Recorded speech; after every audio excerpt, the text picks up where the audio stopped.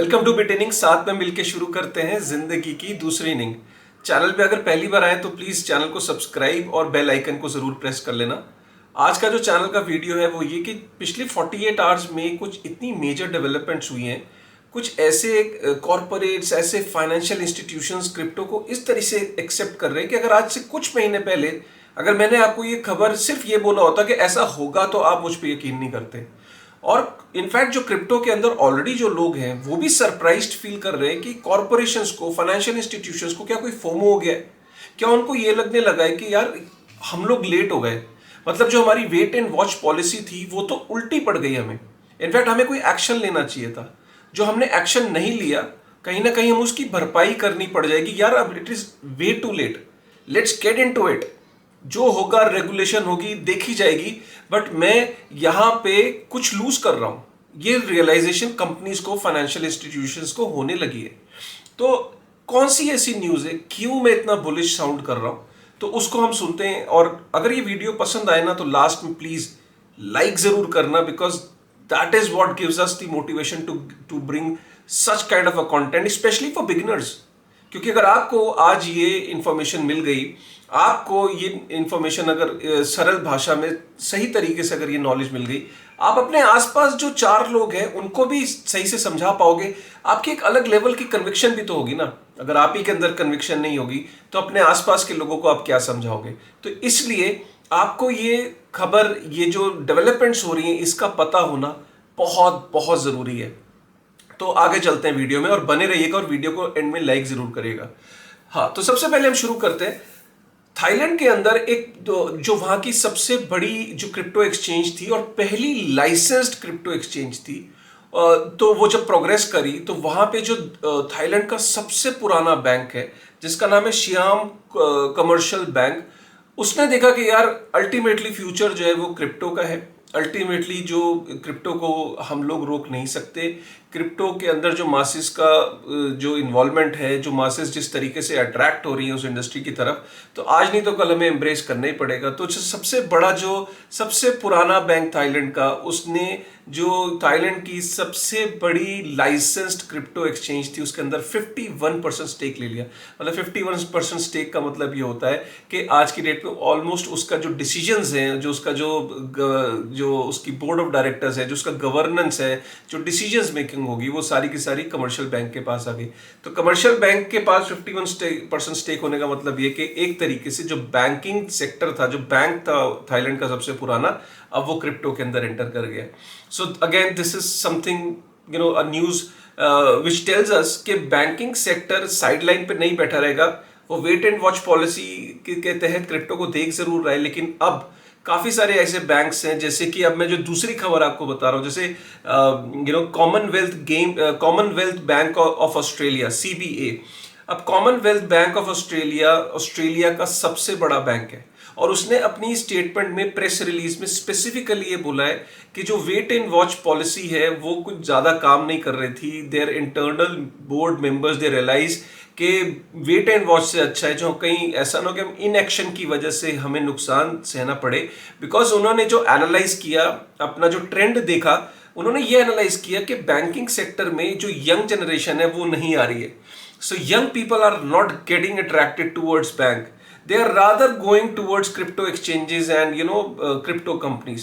तो banking sector को ये जो मिलेनियल्स हैं, जो यूथ है, जो टीनेजर्स हैं, कहीं इनको वो लूज ना कर दे, जैसे कि फेसबुक लूज कर रहा था और उसने बोला चलो मेटावर्स करते हैं, फेसबुक पे जो टीनेजर्स हैं वो नहीं आ रहे। तो सिमिलरली बैंकिंग सेक्टर को ये रियलाइज हुआ ऑस्ट्रेलिया में, एंड उन्होंने अपनी ऐप के through, now if you are in Australia और in a customer of Commonwealth Bank of Australia, you can actually do crypto trading. आप क्रिप्टो ट्रेडिंग कर सकते हो।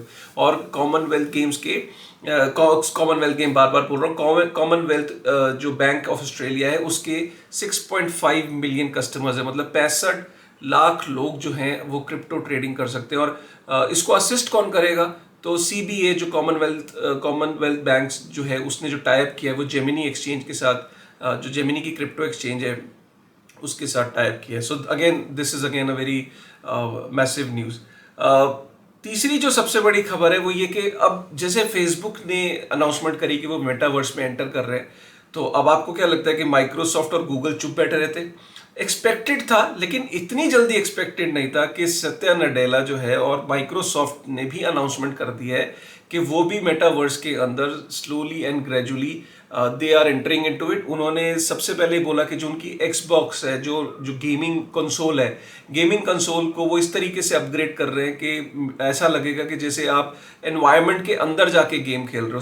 सो ऑलरेडी ऐसी गेम्स हैं जैसे रोब्लॉक्स है, काफ़ी सारी ऐसी गेम्स है जो इमर्सिव फीलिंग देती है, आपको लगता है कि आप सीन के अंदर हो।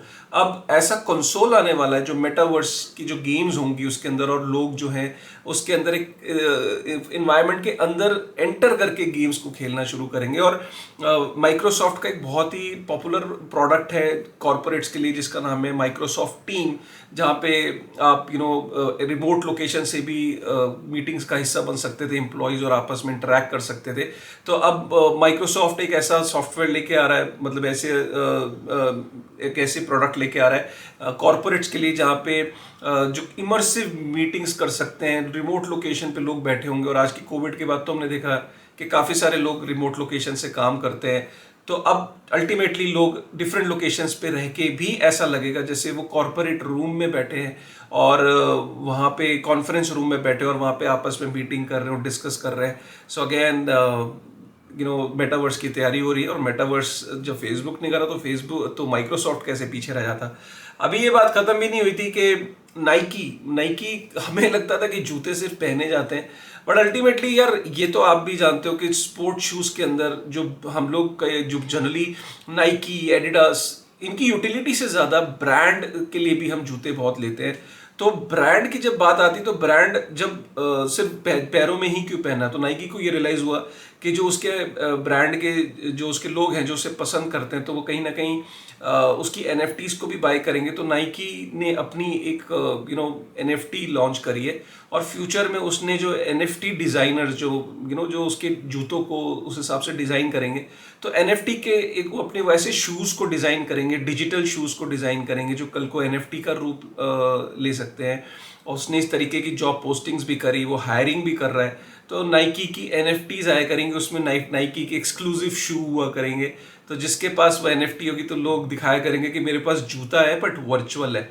सो again a planning of metaverse. तो Nike has also announce their entry into it. इसके बाद जो है हमने देखा कि मैकडोनल्ड्स का क्या है कि इतनी पुरानी कंपनी, 30-40 साल पुरानी कॉरपोरेशन होगी, तो हर साल ये मेन्यूज़ को लाते हैं, चेंज करते रहते हैं। तो काफ़ी सारे लोग पुराने मेन्यू की आइटम को याद करते रहते हैं।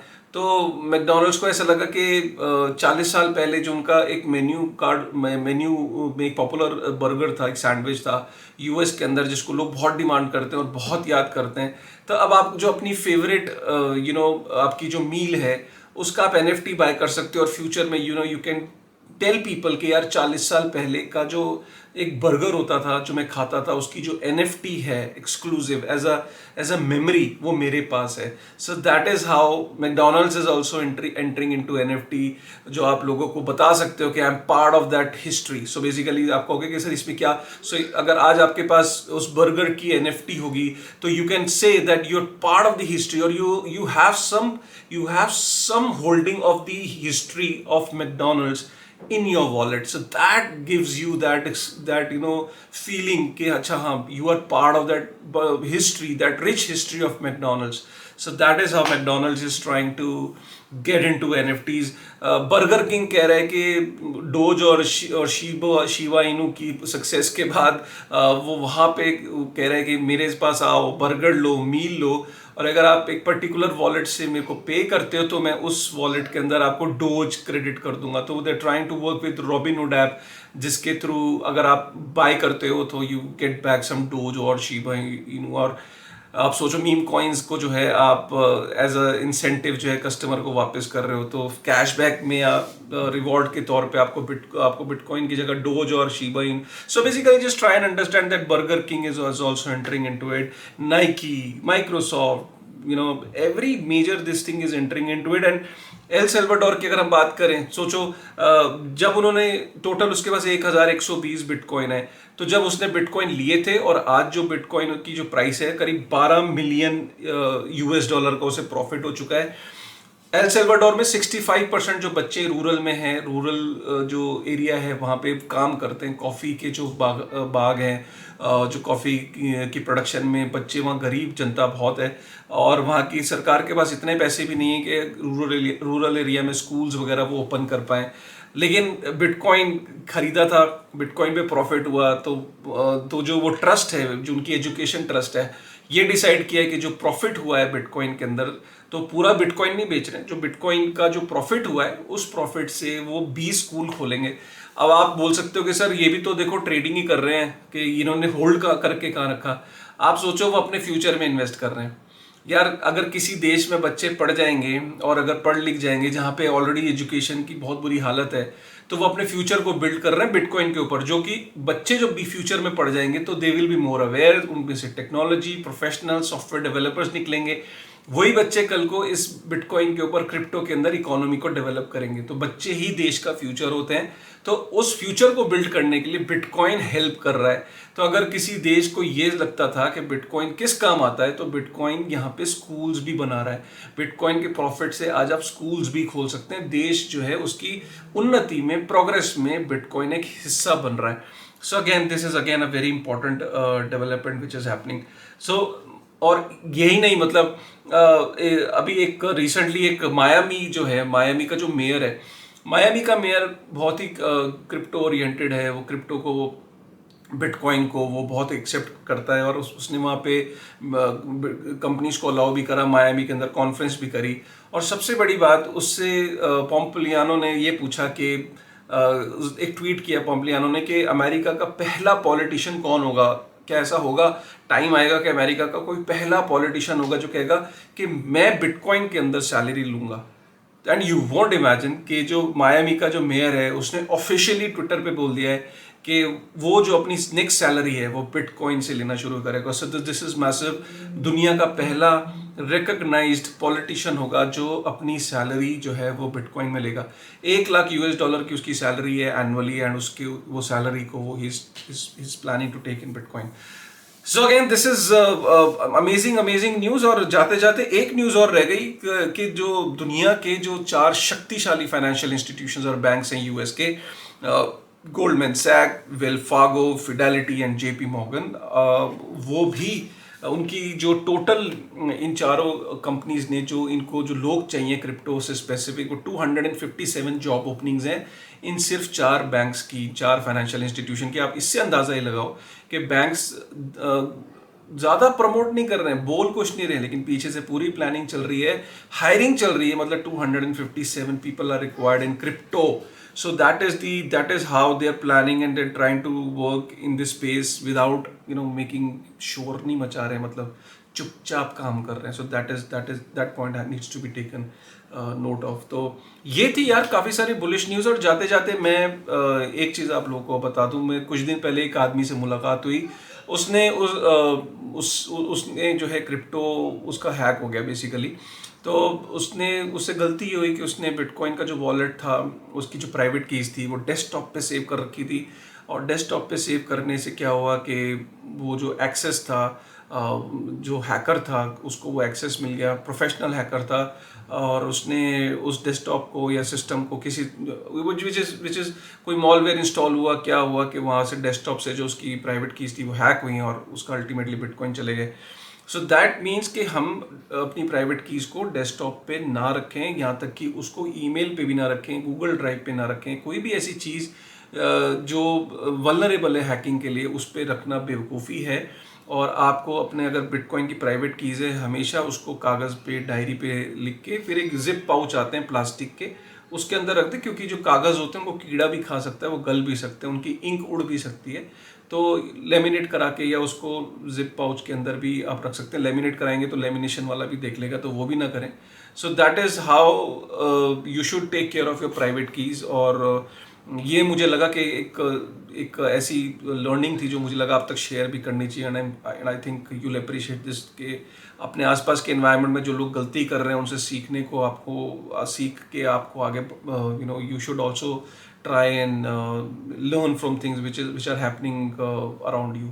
सो with this thought, thank you very much. अगर वीडियो पसंद आया तो प्लीज़ प्लीज़ प्लीज़ लाइक करेगा, सब्सक्राइब करेगा और बेल आइकन को ज़रूर प्रेस करेगा. Thank you very much.